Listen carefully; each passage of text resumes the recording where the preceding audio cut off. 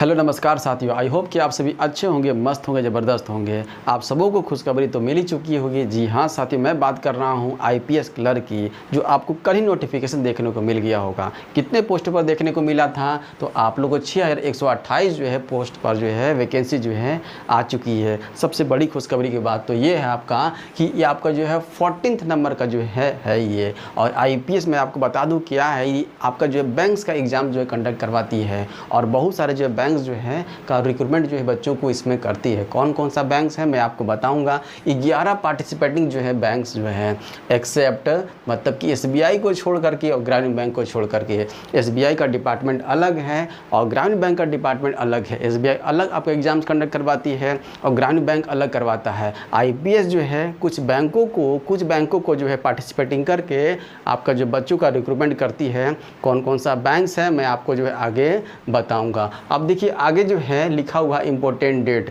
ये बहुत इंपॉर्टेंट है दोस्तों, इसको आपको ध्यान में रख लेना है। अब क्या क्या है बारी बारी से हम लोग जानते हैं। ऑनलाइन रजिस्ट्रेशन जो है इंक्लूडिंग एडिट और मॉडिफिकेशन जो है डेट क्या है तो 1 जुलाई से लेकर के 21 जुलाई तक ले है। मतलब कि आपको रजिस्ट्रेशन फॉर्म को फिलअप करने का डेट 1 जुलाई से लेकर 21 जुलाई तक ले है। मतलब कि 20 दिन आपको समय दिया गया है। तो 20 दिन समय दिया गया है तो 2 से 3 दिन जो है आप जो है ध्यान से देखिए, 2-4 वीडियो देखिए किस तरह से फॉर्म को फिलअप करना है। गलती मत कीजिए। आप अगर आपको दिक्कत होता है तो आप कैफ़े में जाकर के फॉर्म को फिलअप कीजिएगा, गलती मत कीजिएगा। जिस तरीके से एसएससी और रेलवे का जो है या फिर अदर एग्ज़ाम का जो है अलग से मॉडिफिकेशन का डेट दिया जाता है, इसमें नहीं है। यहाँ पर जो है आपको इसी डेट में जो है आपको जो है क्या कर लेना है, एडिट और मॉडिफिकेशन करना है। इसके लिए आपको कहीं अलग से डेट नहीं दिया जाएगा। इस चीज़ को आप ध्यान रखेंगे। ये आपको समझ में आ गया।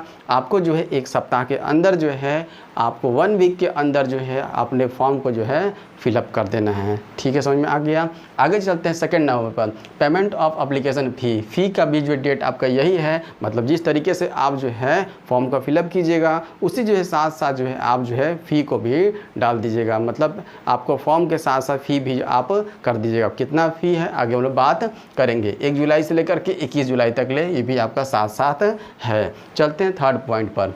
थर्ड पॉइंट क्या है, कंडक्ट ऑफ प्री एग्जामिनेशन जो है ट्रेनिंग जो है पीईटी। मतलब प्री का जो एग्ज़ाम का भी डेट दे दिया गया है। कौन सा डेट दिया गया है तो 12 अगस्त से लेकर 17 अगस्त जो है ये आपका डेट दिया गया है। कितना समय जो दिया गया है तो 12 हो गया, 13 हो गया, 14 हो गया, 15 हो गया, 16 हो गया, 17 हो गया। मतलब 6 दिन में आपके प्री के एग्ज़ाम जो है कंडक्ट कर लिए जाएंगे। समय आपके पास नहीं है। मतलब कि ये जुलाई टोटली पूरा आपके पास है, जुलाई टोटली आपके पास है और अगस्त में जो है ये आपका 10 दिन 12 दिन टाइम है। अगर पहले से आप तैयारी कर रहे हैं तो बहुत सुंदर, बहुत अच्छी बात है, आपको दिक्कत नहीं होगा। अगर नहीं कर रहे हैं तो समस्या का सामना आपको यहाँ पर करना पड़ेगा। आपको देखना होगा क्या क्या जो है एग्जामिनेशन में जो है रिक्वायरमेंट है, क्या सिलेबस है, उस पर जो है आपको जो है पूरा जो है दिन रात करके जहाँ आपको मेहनत में लगना होगा, तब जा करके आप जो है कुछ यहाँ पर जो है कर सकते हैं। नहीं तो जो है समय बहुत कम है। अगर नहीं लगे हैं तो अब लगने की ज़रूरत है आपको। देखिएगा आगे चलते हैं हम लोग। देखिए रिज़ल्ट भी यहाँ दे दिया गया है। रिज़ल्ट और प्रिलिमिनरी एग्जामिनेशन का जो है रिज़ल्ट भी है। मतलब कि आपको जो है प्री का एग्जामिनेशन देना है 6 दिन और उसके बाद जो है सितंबर में कभी भी आपका जो है रिज़ल्ट जो है किसी भी डेट में जो है आपको देखने को मिल जाएगा। रिज़ल्ट भी आपका प्री का जो है डेट सितंबर में किसी भी डेट में मिल जाएगा देखने को। आगे चलते हैं हम लोग। देखिए ऑनलाइन एग्जामिनेशन जो है मैंने आपको बताया है कि आपका जो है ये आईपीएस में जो है क्लर्क में 2 ही एग्जामिनेशन है। कौन कौन सा, एक प्री का है और एक मेन का है। उसके बाद ख़त्म, उसके बाद जो है आपकी ज्वाइनिंग हो जाएगी, है ना। तो ऑनलाइन जो एग्जामिनेशन जो है मेन का भी डेट दे दिया गया है। अक्टूबर में किसी भी समय जो है आपका जो है कोई भी डेट में जो है ले लिया जाएगा। मतलब देख रहे हैं अगस्त में आपका जो है एग्जामिनेशन लिए जाएंगे, सितंबर में आपका जो है ना रिजल्ट आएगा और अक्टूबर में जो है आपके मेंस के एग्जामिनेशन जो है कंडक्ट करवाए जाएंगे। अक्टूबर में किसी भी डेट में उसका डेट जो है अनाउंस कर दिया जाएगा। और उसके बाद जो है 6 नंबर बहुत इंपॉर्टेंट है, आपकी ज्वाइनिंग जो अलॉटमेंट जो है अप्रैल में कर दी जाएगी। अगले साल के अप्रैल में जो है आपकी ज्वाइनिंग जो है कर दी जाएगी।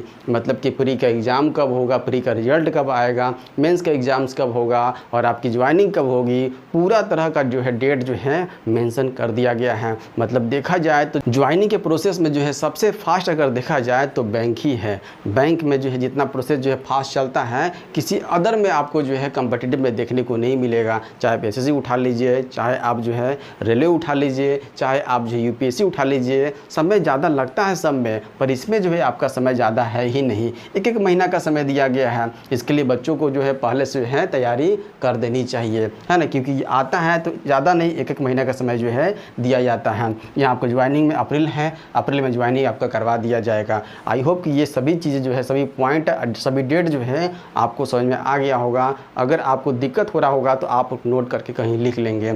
आगे चलते हैं हम लोग एग्ज़ाम पैटर्न पर, इससे पहले चलते हैं हम एप्लीकेशन फ़ी पर। एप्लीकेशन फ़ी क्या है तो 175 रुपीज़ है। किसके लिए है तो SC ST के लिए है और PW जो है BD के लिए है, मतलब कि फिजिकली जो है वीकर जो है डिसेबिलिटी जो है ना उनके लिए है 175 रुपीज़। और जनरल के लिए मतलब इस कैटेगरी को छोड़ करके जितने भी आ जाते हैं, जनरल OBC हो गया, इन सभी को 800 जो है 50 रुपीज़ जो है पे करना पड़ेगा। ये जो है सभी जो कम्पिटिटिव एग्ज़ाम्स के अगर कंपैरिजन में देखा जाए तो ज़्यादा तो है ही, ज़्यादा है, इसमें कहीं कोई डाउट की बात नहीं है। तो जनरल और OBC के लिए कितना है 850 है, और ST SC और PW के लिए कितना है तो ये आपका जो है 170 रुपीज़ है। ये एप्लीकेशन फ़ी है आपका। अब देखते हैं एग्ज़ाम पैटर्न देखते हैं। ये पहले आपका प्री का एग्ज़ाम होगा, उसके बाद जो है मेन होगा, मैंने आपको बताया, उसके बाद डॉक्यूमेंट वेरिफिकेशन होगा और उसके बाद आपकी जो है ज्वाइनिंग जो है कर दी जाएगी अप्रैल में। बस यही जो है एग्ज़ाम इसका पैटर्न है। आगे चलते हैं हम लोग जो है प्री के लिए जो है प्री एग्ज़ाम्स के लिए आपका जो है क्वालिफाइंग होगा। ये ध्यान रखिए कौन कौन सा सब्जेक्ट है, एक नज़र मार लेते हैं हम लोग। देखिए मैथ है, रीजनिंग है और इंग्लिश है, तीन ही सब्जेक्ट है प्री एग्जामिनेशन में। मैथ हो गया, रीजनिंग हो गया और इंग्लिश हो गया। GK और GA इसमें नहीं है, ध्यान रखिएगा। मैथ है, रीजनिंग है और इंग्लिश है। ये आपका 35 क्वेश्चन होगा, मैथ का 35 मार्क्स का होगा, रीजनिंग का 35 क्वेश्चन होगा, 35 मार्क्स का होगा, और इंग्लिश जो है 30 क्वेश्चन होंगे। 30 क्वेश्चन 30 मार्क्स के हो जाएंगे, मतलब कि 100 जो है मार्क्स के हो जाएंगे और 100 जो है क्वेश्चन हो जाएंगे। और पर यहाँ पर एक और बात जो है ध्यान रखने की ज़रूरत है। कौन सी बात ध्यान रखने की ज़रूरत है, यहाँ पर जो है आपका जो है टाइमिंग बनाया गया है, सेक्शन वाइज जो है टाइमिंग यहाँ पर जो है बना दिया गया है कि उससे ज़्यादा जो है आपको समय जो है अलॉट नहीं किया जाएगा। मतलब मैथ के लिए जो है आपका जो है 20 मिनट का समय दिया जाएगा, रीजनिंग के लिए 20 मिनट का समय दिया जाएगा और इंग्लिश के लिए जो है 20 मिनट का समय दिया जाएगा। जब आप कंप्यूटर पर बैठेंगे प्री का एग्जाम देने के लिए तो मैथ का जब दीजिएगा तो 20 मिनट तक चलेगा, उसके बाद जो है फिर सेकेंड में आपका आ जाएगा, रीजनिंग में आ जाएगा, फिर इसी तरह से 20 मिनट चलेगा ये भी, उसके बाद जो है इंग्लिश में आ जाएगा, उसके बाद क्लोज हो जाएगा। तो आपके सेक्शन वाइज जो है यहाँ पर जो है टाइमिंग देखने को मिलेगा। बैंक का प्री के एग्जामिनेशन में जो है आपको जो है सेक्शन वाइज जो है टाइमिंग यहाँ पर IBPS जो है क्लर्क में देखने को मिलेगा, इसे ध्यान रखिएगा।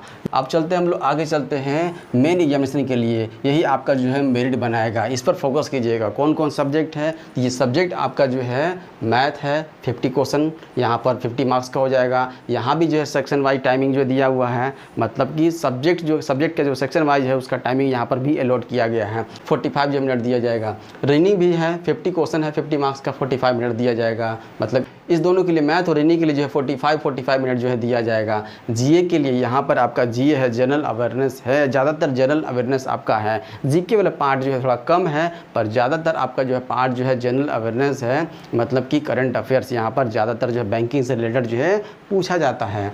आपका जो है 50 क्वेश्चन यहाँ पर आएंगे और 50 मार्क्स का 35 मिनट यहाँ पर समय दिया जाएगा आपका। इंग्लिश जो है आपका 40 क्वेश्चन होंगे 40 मार्क्स का, 35 मिनट यहाँ भी आपको दिया जाएगा। ये भी आपका सेक्शन वाइज टाइमिंग है, ये चीज़ ध्यान रखिएगा आपका। तो टोटल टाइम कितना हो गया 160 हो गया, और टोटल मार्क्स कितने हो जाएंगे तो 200 हो जाएंगे, और टोटल क्वेश्चन कितने हो जाएंगे तो 190 क्वेश्चन हो जाएंगे।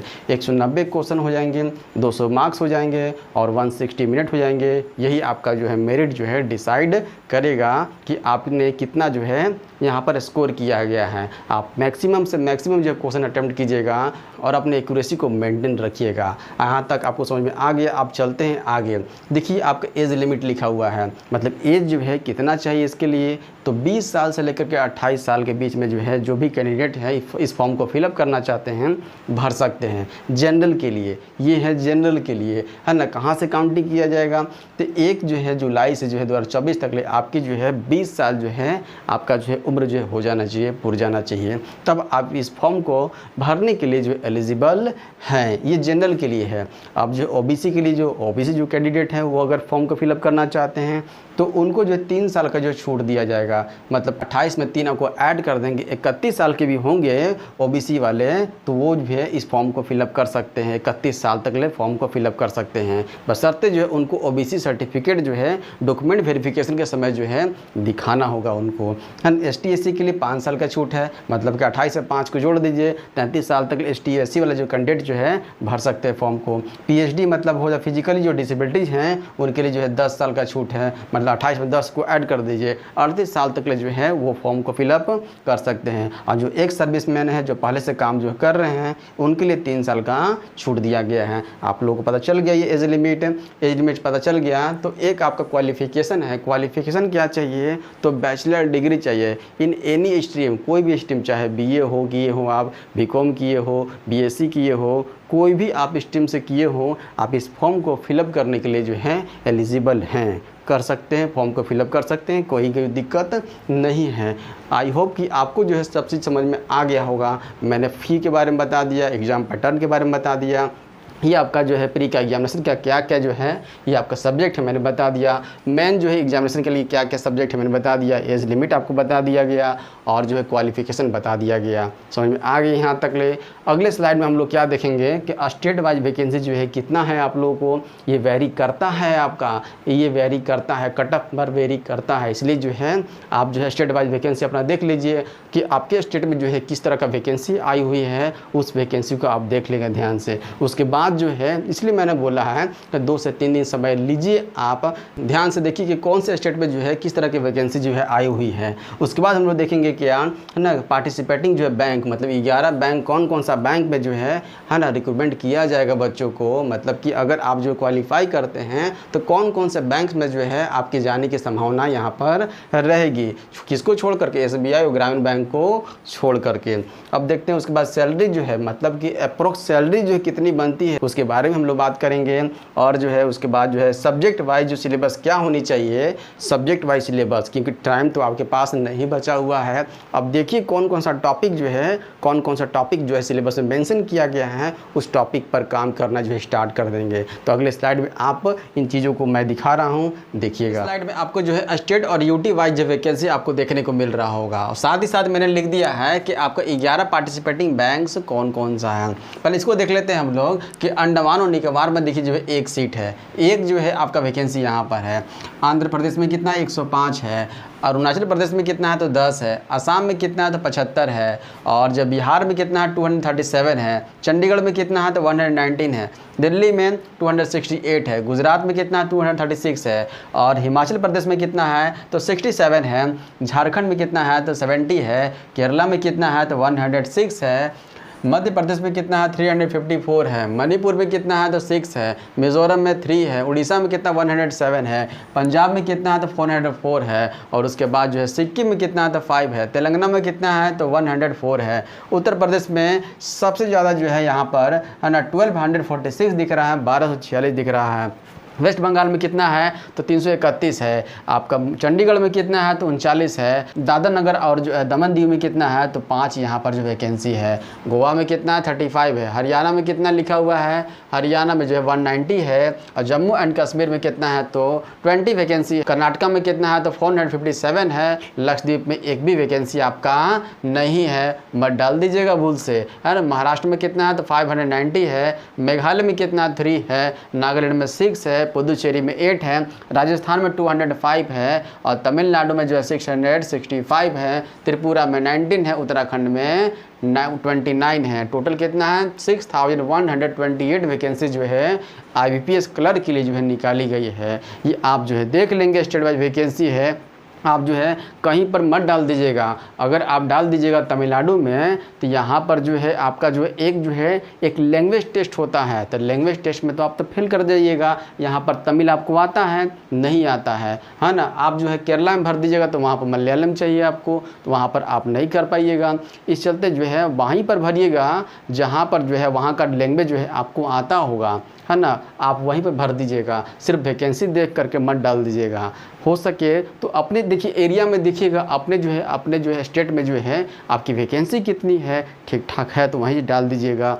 अगर अगल बगल भी जो है आपका जो है ठीक ठाक वैकेंसी है तो अगल बगल डाल दीजिएगा। कहीं और जो है ऐसे स्टेट में मत डाल दीजिएगा कि जहाँ का आपका जो है लैंग्वेज ही आपको ना आता हो। जिस तरीके से तमिलनाडु में तमिल चाहिए, नहीं आता मत डालिएगा।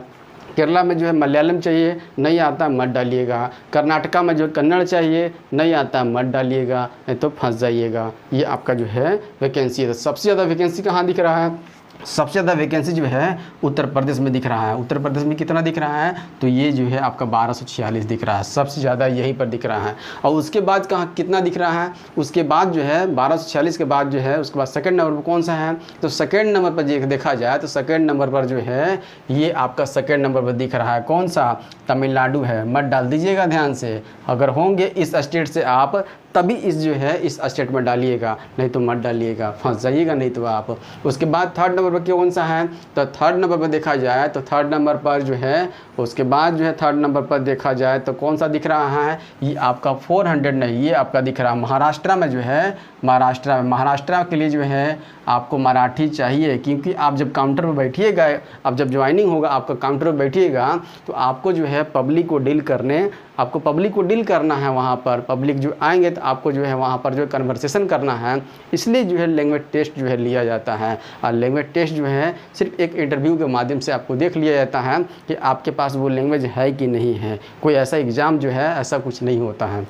ठीक है, तो ये आपका हो गया। सबसे ज़्यादा यहाँ पर दिख रहा है, सेकंड में यहाँ दिख रहा है और थर्ड में यहाँ दिख रहा है। इसलिए जो है ध्यान से देख करके स्टेट जो है आप जो है भरेंगे। लैंग्वेज मस्ट इम्पोर्टेंट है। अब हम लोग चलते हैं 11 पार्टिसिपेटिंग बैंक्स कौन कौन से हैं जिनमें जो है आपकी जो है रिक्वायरमेंट होगी जब आप ज्वाइनिंग करेंगे, तो कौन कौन से बैंक्स में जो है आपकी जो है हो सकती है ना। तो फर्स्ट आपका बैंक ऑफ बड़ौदा में हो सकता है ना, कैनरा बैंक में हो सकता है, इंडियन ओवरसीज बैंक हो गया, यूको बैंक हो गया, बैंक ऑफ इंडिया हो गया, सेंट्रल बैंक ऑफ इंडिया हो गया, पंजाब नेशनल बैंक हो गया, यूनियन बैंक ऑफ इंडिया हो गया, बैंक ऑफ महाराष्ट्र हो गया, इंडियन बैंक हो गया और उसके बाद जो है पंजाब एंड सिंध बैंक हो गया। ये 11 बैंक में जो है जब आप जो है ज्वाइनिंग कीजिएगा आपको यही जो है 11 बैंकों में से कोई जो है आपको अलॉटमेंट किया जाएगा। इस बात को ध्यान रखेंगे। यहाँ तक आपको समझ में आ गया कि आपका स्टेट वाइज या यूटी वाइज जो वैकेंसी जो है कितना है, ध्यानपूर्वक जो है भरिएगा। और उसके बाद जो है 11 पार्टिसिपेटिंग बैंक है, इसी जो है बैंक में किसी में से जो है आपकी जो है